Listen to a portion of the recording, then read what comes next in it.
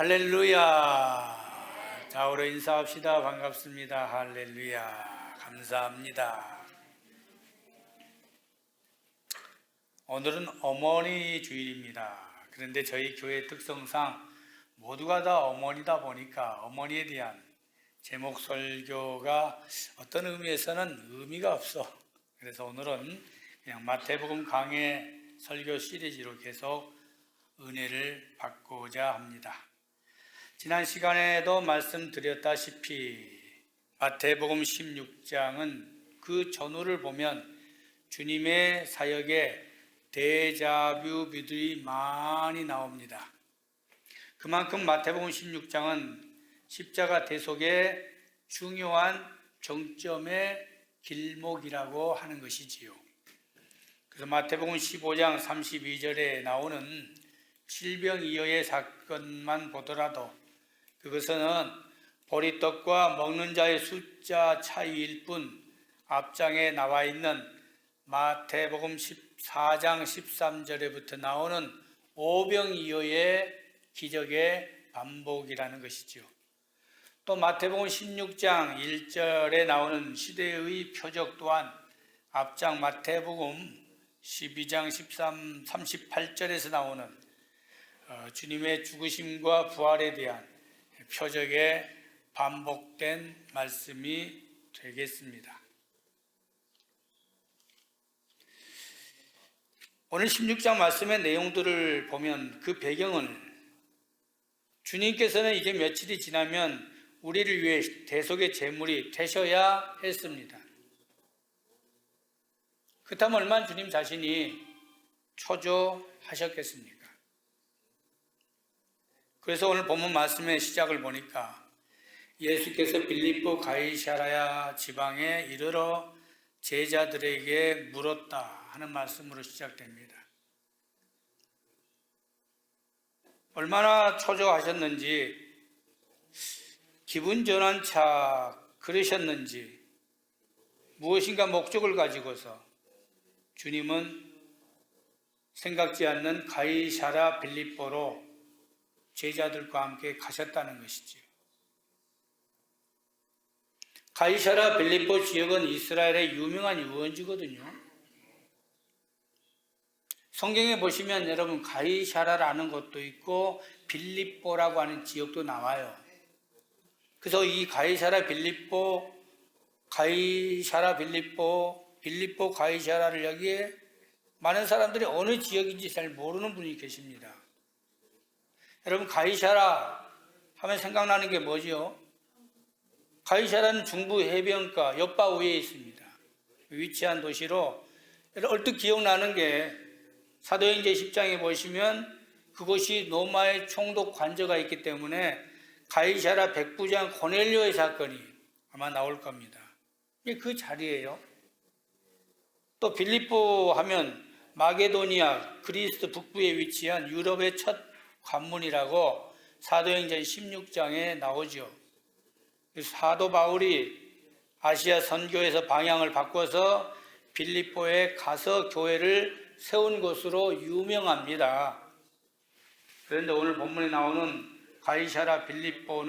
빌립보 가이사랴는 그러한 것과 전혀 관계가 없는 이스라엘 최북단에 있는 곳입니다. 헬몰산 기슭에 있어서 당시에 그 북부 지역의 분봉왕인 헤롯 빌립이 로마 황제의 칭호인 가이사에서 자기 이름 빌립보를 넣어 가이사랴 빌립보라고 짓고 그리고 황제 신상과 각종 신상을 세운 곳입니다. 근데 그곳이 천혜의 자연 경관이 너무나 좋아서 당시 시대에는 여행객들이 많이 붐볐던 휴양지라고 하는 것이에요. 그래서인지 의도적으로 주님께서 제자들과 함께 그 빌립보 가이사랴 지역으로 가셨던 것입니다. 방문의 목적이 무엇일까요? 그것은 자신의 죽음에 앞서 제자들의 결단이 필요했다는 것이죠. 그래서 오늘 그곳에서 던진 주님의 두 가지 질문을 통해 우리가 무엇인가 깊이 한번 생각해 보며 결단하는 시간이 됐으면 좋겠습니다. 먼저 주님이 던진 두 가지 질문이 뭘까요? 오늘 13절 말씀해 보십시오. 첫 번째는 사람들이 인자를 누구라 하느냐 하는 질문입니다. 그리고 두 번째 질문은 15절 말씀에 그러면 너희는 나를 누구라 하느냐 하는 간단한 질문 두 가지예요. 그런데 이 질문이 어떤 의미에서 보면 오늘날 우리들의 신앙의 정체성을 생각해 볼 수 있는 질문이기도 합니다.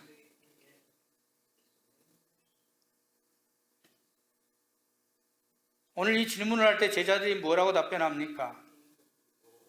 먼저 제자들의 답변부터 한번 살펴봅시다. 사람들이 인자를 누구라 하느냐라는 질문에 14절 보십시오.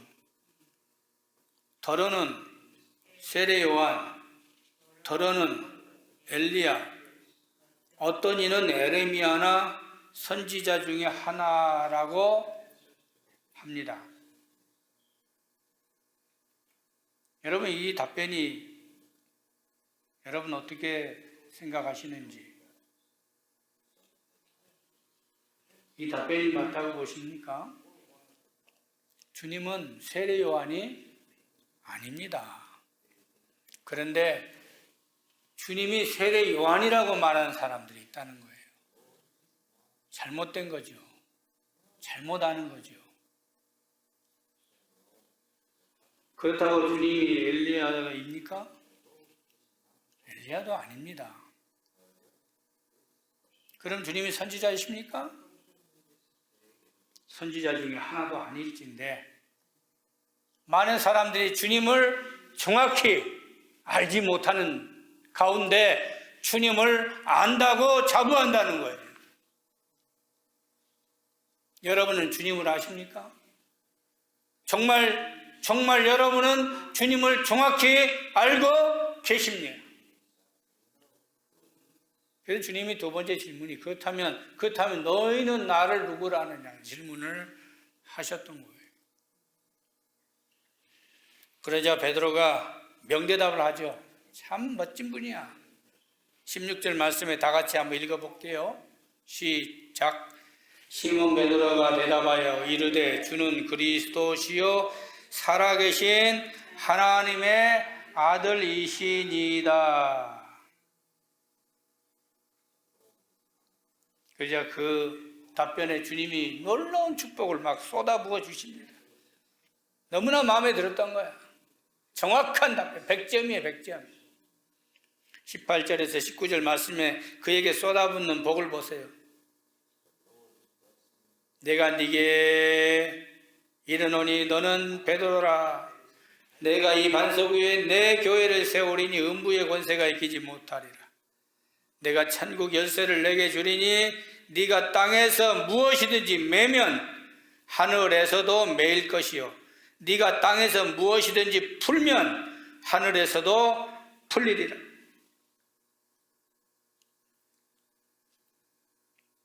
이러한 복을 여러분도 받으시기 바랍니다.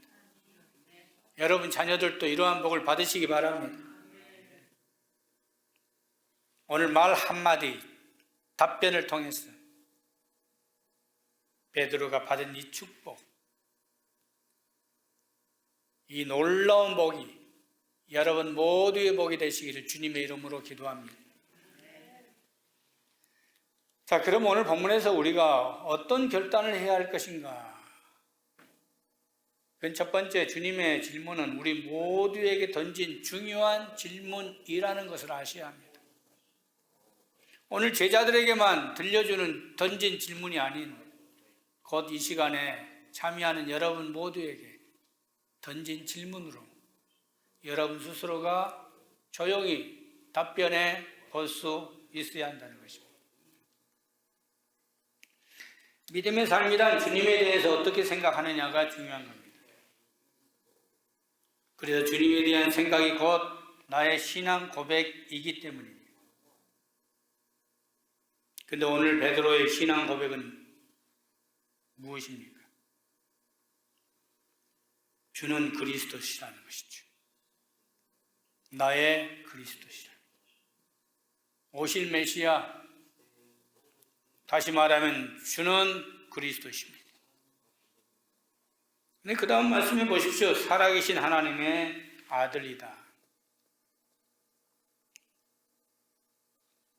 오늘 베드로의 신앙이 승리할 수 있었던 것은 베드로는 살아있는 하나님을 믿는 믿음이 분명했다고 하는 것입니다. 살아계신 하나님.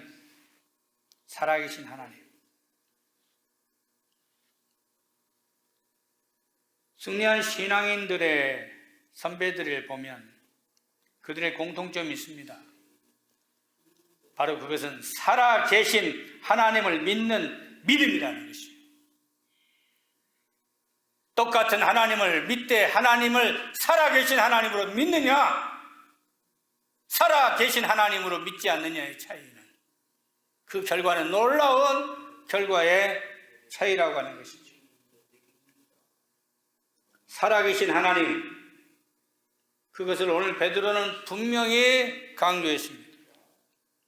주는 그리스도시요 라고만 해도 그의 답변은 놀라운 답변이요, 주님이 바라셨던 답변일진데 거기에 베드로 자신이 믿는 하나님에 대한 신론에 대한 분명한 것을 정확히 말씀했고, 그리고 살아계신 하나님의 아들이라고 하는 것을 분명하게 그가 고백했다고 하는 것. 살아계신 하나님. 근데 오늘 말씀해 보면요, 14절에 보십시다. 사람들이 누구라 하느냐 할 때 이 사람들이 생각하는 주님에 대해서 세례 요한, 더러는 엘리야, 어떤 이는 에레미야, 선지자 중에 하나라고 말하는데 여기에 공통점이 뭘까요? 여러분 답변해 보십시오. 세례 요한, 엘리야, 에레미야, 선지자 중에 하나. 공통점이 뭡니까? 살아있는 사람이 아니에요. 다 과거에 죽었던 사람입니다. 그렇다면 오늘 이 말씀 속에서의 핵심이 우리가 무엇인가를 이제 발견할 수 있어야 하는 거예요. 사람들이 어떻게 나를 말하느냐 할 때 거기에 나오는 모든 사람들은 전부 다 죽은 사람을 이야기했어요. 그리고 베드로가 고백할 때 베드로의 핵심은 살아있는 하나님을 이야기했어요. 그러면 오늘 말씀 13절에서 20절 안에서의 오늘 의도하는 바의 가장 핵심적인 단어는 살았느냐 죽었느냐. 내가 믿는 믿음이 살아있는 믿음이냐 죽어있는 믿음이냐를 우리가 한번 생각해 보아야 한다는 것이에요. 똑같이 신앙생활 하더라도 어떤 사람은 정말 하나님이 함께함으로 승리하는 삶을 살고, 똑같이 믿음 생활하면서 정말 어렵게 사는 사람 많이 봅니다. 환난과 시련을 당하는데 똑같이 환난과 시련 속에서 어떤 사람은 승리하고 나가는가 하면 환난과 시련 속에서 엎어져 넘어지고 무너진 성도들을 많이 본다는 것이죠. 무엇의 차이일까요? 살아있는 하나님을 믿느냐, 살아있는 주님을 믿느냐, 의 차이가 이처럼 놀라운 결과를 보여준다는 것입니다. 2년 가까이 코로나 바이러스로 인해서 통계를 보니까 한국에만 교회가 11,000개가 무너졌더라고요. 11,000개. 놀라지도 않으시네요. 11,000개라니까요. 11,000개. 나는 그거 보면 마음이 아팠어요. 미국은 어떨까요? 미국의 한인교회가 500교회가 문을 닫았습니다. 그리고 EM, 잉글리시, 영어 예배 드리는 통계는 70%가 클로즈 됐어요. 어떤 차이일까요? 이러한 속에서 우리는 어떻게 믿음 생활을 해야 하는지, 그래서 오늘 엘리야, 세레미야, 에레미야를 통하여 죽은 자와 산 자의 신앙생활의 차이가 무엇인가 보여주고 있다는 것입니다. 베드로가 오늘 강조하고자 하는 것은 분명한 살아계신 하나님의 아들이라는 것을, 하나님도 살아계시고 주님도 살아있는 분으로, 이 믿음을 우리가 재확인해 가는 여러분 되시기를 주님의 이름으로 기도합니다. 신앙의 선배들도 그 신앙의 과정을 둘러보니까 살아있는 신앙을 갖는 자는 승리했더라고요. 모세가 어려운 환난과 시련을 당할 때 그가 신명기 5장 26절에 이렇게 고백합니다. 우리처럼 불 가운데 말씀하시는 살아계신 하나님의 음성을 듣고 살아있는 자가 누구냐고 그랬습니다. 어려운 환난과 시련을 만날 때마다 모세가 승리할 수 있었던 것은 살아있는 하나님을 그는 믿었고, 살아있는 하나님을 믿는 자는 분명히 살아있다는 것을 강조하지 않습니다. 다윗은 또 어떻습니까? 다윗처럼 환난과 시련을 당한 자가 또 누가 있을까요? 그런데 그의 신앙의 고백은 시편 42편, 시편 84편, 내 혼이 곧 살아계신 하나님을 갈망하오니라고 했어요. 살아계신 하나님을 갈망하오. 내 마음과 육체가 살아계신 하나님께 부러진나이다. 여러분이 기도하는 기도를 살아계신 하나님께 기도해야지, 살아계신 하나님을 분명치 않으면 우리 그 기도가 어떤 기도가 되겠습니까? 내 기도를 살아계신 하나님이, 내가 드릴 때 살아계신 하나님이 듣지 않겠습니까? 그리고 응답해 주시지 않겠습니까? 다윗의 신앙은 분명히 살아계신 하나님께 기도했다고 그랬습니다.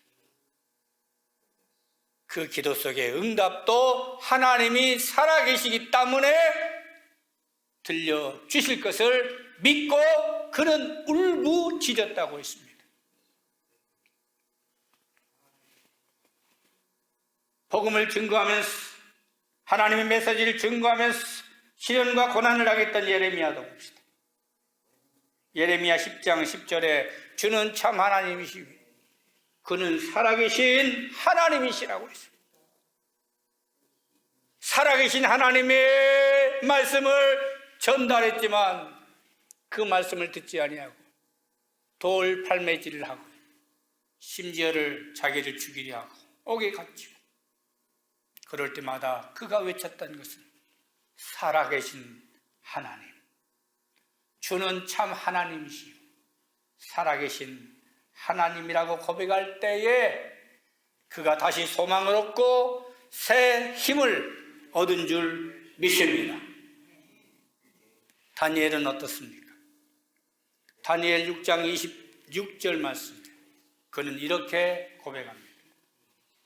그분이 살아계신 하나님이요 영원히 변치 않으시며 그분의 왕국은 멸망하지 않을 것이라.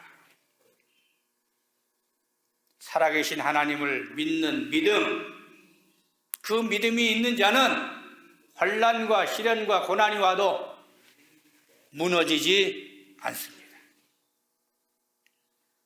우리가 이민자의 삶을 살지만 우리 뒤에는 하나님이 나의 백그라운드가 되시고 그분은 살아계신 하나님으로서 여러분을 지켜주신다는 것을 믿으시기를 주님의 이름으로 기도합니다. 그래서 하나님의 섭리를 위해 주님은 자신을 숨기셨다는 것이죠. 오늘 20절 말씀에 보면 이에 제자들에게 경고하사 자기가 그리스도인 것을 아무에게도 이르지 말라 하시니라. 13절 말씀부터 19절 쭉 보다가 갑자기 20절에 멈췄어요. 아니 오히려 더 나타내야 할 거 아닙니까? 자신이 그리스도인 것을 더 나타내야 합니다. 주는 그리스도시요 살아계신 하나님의 아들입니다. 맞다, 옳다, 그래, 놀라운 하나님의 축복이 임할 거라고 말을 하면서 야 베드로야, 그리고 다른 제자들아, 그 이야기 아무한테도 하지 마. 여러분 좀 언더스테이 되시나요? 그럼 물어봅시다. 언더스테이 되면 왜 그랬어? 여러분 이 말씀 보면서 20절 보면서 여러분 이상하다.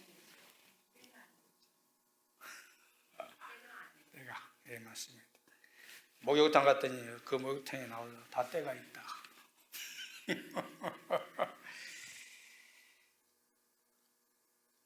저는 이 말씀을 쭉 보면서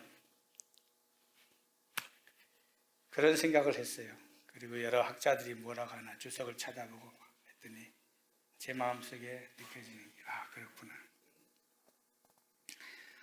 주님이 항상 자신이 그러라고 알릴 때가 있었어요.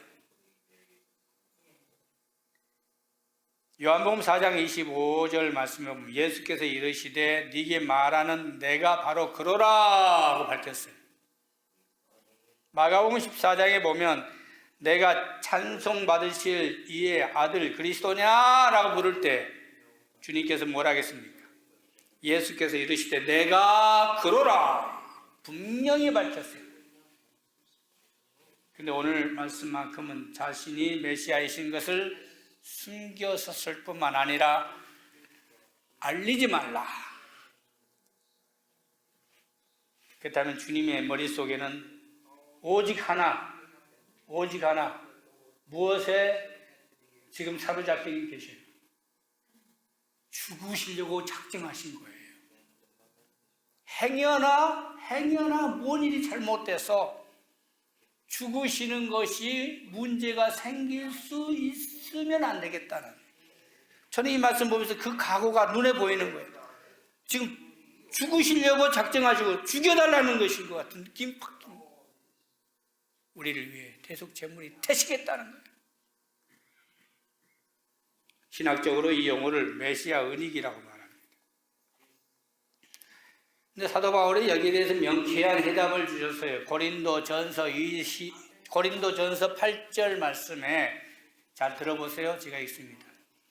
이 지혜는 이 세대의 통치자들이 한 사람도 알지 못하였나니 만일 알았다면 영광의 주를 십자가에 못 박지 아니하였으리라.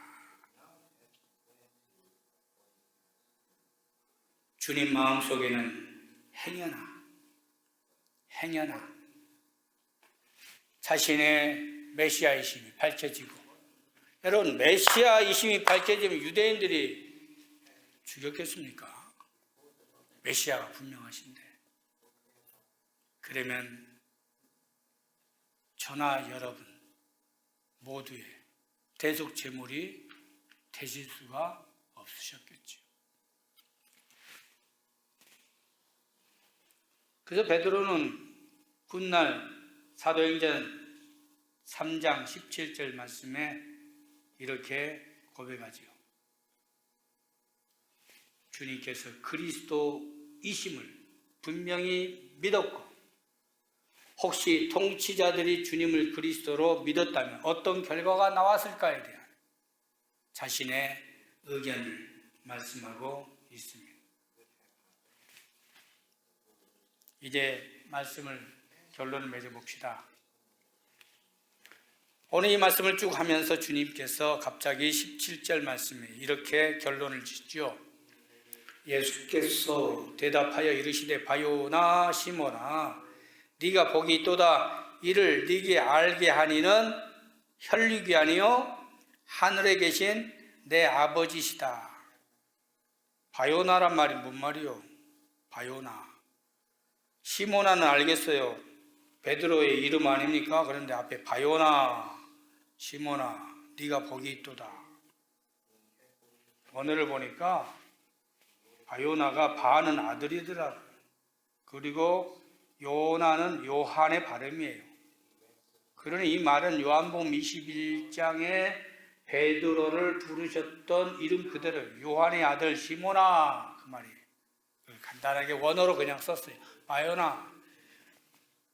그냥 요한의 아들 시모나 하면 이해가 될 텐데 그냥 원어 그대로 바요나 시모나. 근데 말씀의 핵심은 바로 바요나 시모나 하면서 혈육에 대한 이야기를 하시고 그 다음 말씀이 하늘에 계신 내 아버지가 알게 하셨다고 전제를 하고 계십니다. 그렇습니다. 신앙이라고 하는 것은 내가 믿는다고 해서 되는 게 아니에요. 하나님의 은혜여야만 할 줄 믿습니다. 하나님이 알게 하시고 하나님이 깨닫게 하시고 그럴 때 우리 중심에서 흘러나오는 고백이 주는 그리스도시요 살아계신 하나님의 아들입니다. 사람들이 뭐라 하든지 사람들이 주님을 뭐라 하든지 그게 중요한 게 아니에요. 많은 분들이 신앙생활하고 착각하는데 남들에 의해서 신앙생활 하는 분들을 봤어요. 남들의 이야기만 하고 있어요. 사람들 이야기만 하고 있어요. 사람 눈치를 보고 교회를 안 나오는 사람도 있어요. 동네 사람들이 교회 흉을 보면 그것 때문에 교회를 안 나오더라고. 직장인들이 교회 흉 보면 그것 때문에 교회 안 나오더라고. 따라서 합시다. 신앙생활은 사람들에 의해서 좌우되는 것이 아닙니다. 신앙생활은 주님과 나와의 1대1 관계예요. 그래서 주님 만나시기 바랍니다. 자신 있게 주님 만난 분들은 어느 곳을 가도 어디에 있든지 주님 만났습니다. 고백할 수 있는 거예요. 그리고 그것을 알게 하시는 성령님, 하나님의 은혜일 줄 믿습니다. 오늘 이 말씀의 결론은 그렇다면 나는 주님을 어떻게 고백하십니까? 여러분은 주님을 어떻게 고백하십니까? 라고 주님이 물으신다면 여러분도 주는 그리스도시요 살아계신 하나님의 아들이라고 고백할 수 있는 노음교인들 되기를 주님의 이름으로 축원합니다. 기도합시다. 사람들이 인자를 누구라 하느냐? 모든 사람들은 죽은 자의 이름만 댔지만 그렇다면 너는 나를 누구라 하느냐 하는 질문에 살아계신 하나님의 아들로 분명한 베드로의 신앙 고백을 했습니다. 죽는 신앙이냐 살아있는 신앙이냐 우리가 믿는 하나님이 어떤 하나님을 믿고 있느냐 오늘 던진 이 질문 속에서 이 시대를 살아가는 우리 권속들이 신앙의 정체성을 다시 한번 분명히 정립하고 고백할 수 있는 자가 되게 하여 주시옵소서. 그럴 때 오늘 베드로에게 내렸던 놀라운 축복이 우리 삶에 넘쳐나게 하시고 땅에서 무엇이든지 매면 하늘에서도 매일 것이요 네가 땅에서 무엇이든지 풀면 하늘에서 풀려지는 귀한 복의 역사가 충만히 나타나지게 하옵소서. 예수님 이름으로 기도드립니다. 아멘.